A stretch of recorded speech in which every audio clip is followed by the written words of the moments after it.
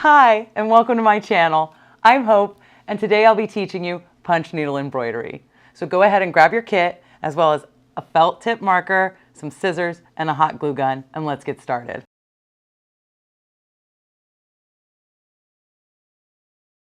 First, we're going to prep our hoop and monk cloth.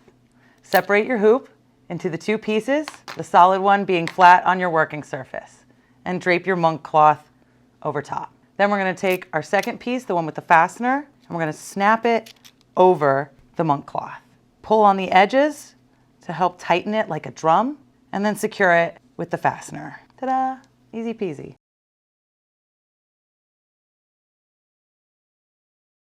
Next, we want to transfer our design. So we're going to flip it over to the back side.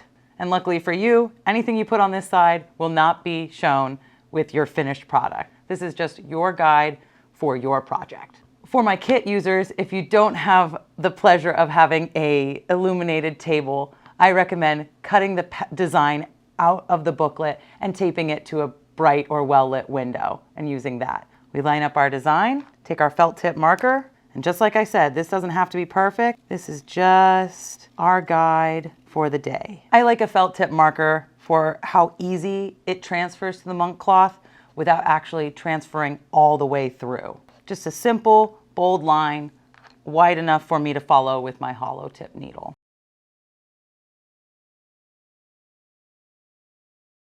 So before we get started with punching, I actually like to go over how and why punch needle works.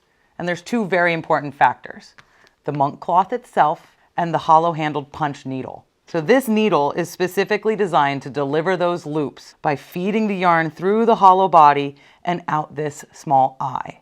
We select our color. I'm going to go with this nice purple. We take our yarn, give ourselves a nice 2-inch tail or so through that top loop that we sent through the hollow body. Pull it out. This needle helps ensure your tension. So we want to shove that wire threader through, give ourselves another little tail, and pull out. Done. Easy peasy. And now we're ready to actually start punching. So the second part of punching is this monk cloth. This cloth is specifically designed with this weave so that it opens and expands over the needle as you punch it through, and then it closes on itself, and that weave shifts as you're moving the needle to the next stitch. And if you do this continuously over and over again, those stitches actually start to condense and press, thus creating more and more of a secure hold for your stitches. This is a big trust the process type of craft. Once you're done, this creates a beautiful texture, a beautiful piece. You just have to keep going. Trust the process. I like to start by outlining the entire design and then using kind of an approach like the snake game, where you're trying to get a continuous line over and over, filling in all those gaps as you go. And then when we want to take a break, we can put our finger, hold that loop into place, pull the needle till it's away from our work. If we were to take a break, we have all this extra now. So to help create our tension again, we're just going to pull back to where it's the same tightness as when we were stitching before, and just continue.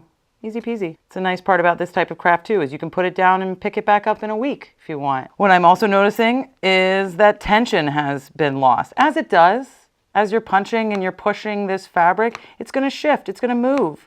It's just one of those inevitable parts of it. Let's straighten this out. So another, again, finger on the loop, pull your needle away to give yourself working room, and we're actually going to flip it over. Ooh, jump scare. Unscrew our little fastener, take that hoop back off, give it a nice straightening on that solid hoop which is underneath, and snap it back into place. See, much better.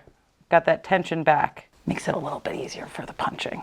And this is going to happen again. Back to work. Pulling our tension back, beveled edge facing forward. There we go.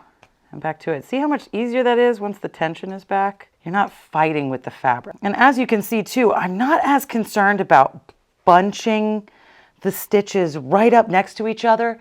The closer they are together, the more of a dense fluff stitch and loops you'll get. And that's really a personal preference.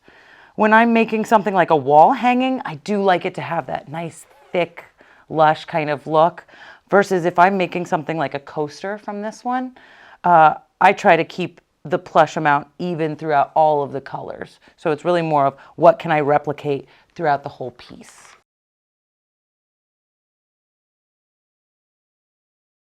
And I guess as we're working through this is the perfect time to tell you, if you mess up, don't worry. The best part about punch needle is the fabric is very durable, very flexible, and is designed to expand and contract with those loops. So even if you pull some out because you make a mistake, pull your needle away, find where you made that mistake, and just pull them out. Pull them back to it. Right there, I kind of stepped out of line, so didn't like the look of that stitch. Pull back our excess, make sure beveled edge is facing the way we're heading, and just do it again. And those weaves will bounce right back and accept the new loops instead. No harm, no foul.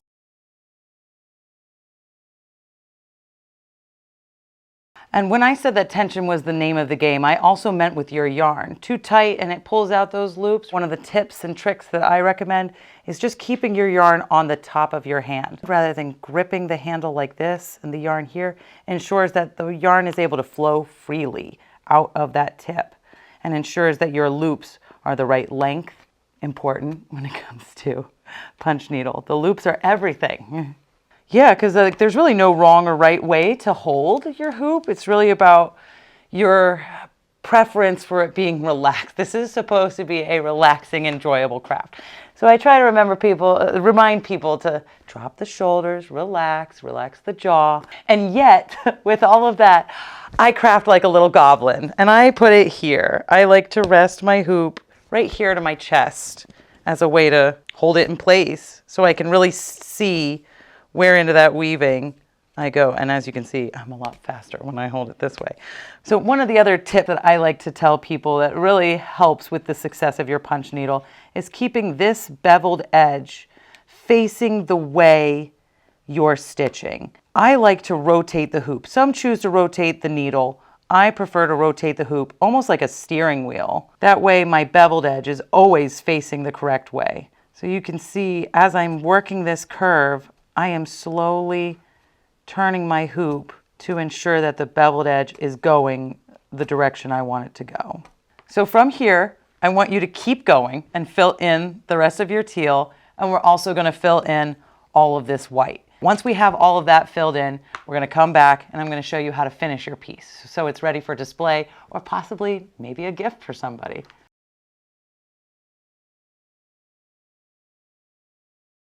But from here, we can't just leave it like this. We have to finish it. So I start by trimming all of these tails off the back, trimming them to about 1 inch worth of tail left. It doesn't have to be a lot. All of this is going to be hidden. It's more of just for ease of cleanup. We want to make sure that the image is in the hoop where we want it. But where you put it before we trim will be its final position. So make sure you like it. If you think it's not quite center, fix it. I'm actually going to put mine at a little bit of a rakish angle just to give it a little bit more of that 80s flair. Why not? Let's really make sure we're centered, get that tension back. So now that we have our image in our hoop where we want it, where it's going to live, we're now ready to trim the monk cloth. And you want to trim this down around the entire edge, leaving about 1 inch or so for gluing it. So take your extra sharp scissors, trim all that excess away. So I like to make cuts about every 1/2 inch or so, all the way around the circumference of our hoop. This will create those little tabs that enable us to smoothly and seamlessly glue our fabric into place. Get your glue gun nice and hot, ready to go. Give it a nice good splooge of glue and fold it down to secure. I like to press a little bit, really ensuring that that thermoplastic pushes itself up into the weave of your monk cloth. Lay those tabs down, really pressing into place. And luckily this doesn't have to be pretty either. We're about to hide it with this felt. No worry. I know that using hot glue in fiber arts is a bit of a mixed and heated topic, but this is what I recommend for beginners. Most people have a hot glue gun in their home and are comfortable using it. For myself personally, when I'm finishing my pieces, I tend to use Elmer's fabric glue or some similar type of fabric glue, something designed to penetrate the fibers and really give you that secure hold. But that's entirely up to you. So now that we have our monk cloth trimmed, glued, secured, we're going to add a nice piece of felt to the back to give it that clean, finished look. There'll be a couple of colors included with your kit, so that's up to you for your option. I just have white available today, so that's what I'm going to be using. So I like to start with gluing about 1/3 of the hoop and securing the felt to it. To about 1/3 of the hoop. And then we're just gonna flip it over and sandwich it on, really squishing that thermoplastic into place. So once we have about 1/3 of it secured and that glue has cooled, I like to just fold this back and run a nice line around the rest of the rim. And then from there, it's as simple as folding the fabric over, giving it a nice squeegee type of press, really ensuring it's a nice taut fit. And just kind of hold it there, wait for that plastic to cool. I'll even sometimes flip it over and give it a nice press this way. A little bit of a circular motion helps really massage that thermoplastic into all the fibers of both the felt and your monk cloth underneath. Yeah, so now that our thermoplastic is cooled and our felt is secure, just want to trim your edge, trying to hug as close as you can to that bamboo hoop. I recommend extra sharp scissors for this part for a quick and smooth cut. Ta-da! And now it's all done, backed and ready for display or to possibly give somebody, maybe a lucky person in your life. I'm so proud of you. Good job. You followed through, you finished it. This is great. If you would be interested in making something like this, I do have kits for sale at Etsy.com, and I would love to see your finished creations. Please tag me on Facebook or Instagram. If you liked this video, please give it a thumbs up and subscribe. I hope to make many more of these in the future, teaching as many crafts to as many people as I can possibly reach. Thanks for watching. Tune in next time. Bye.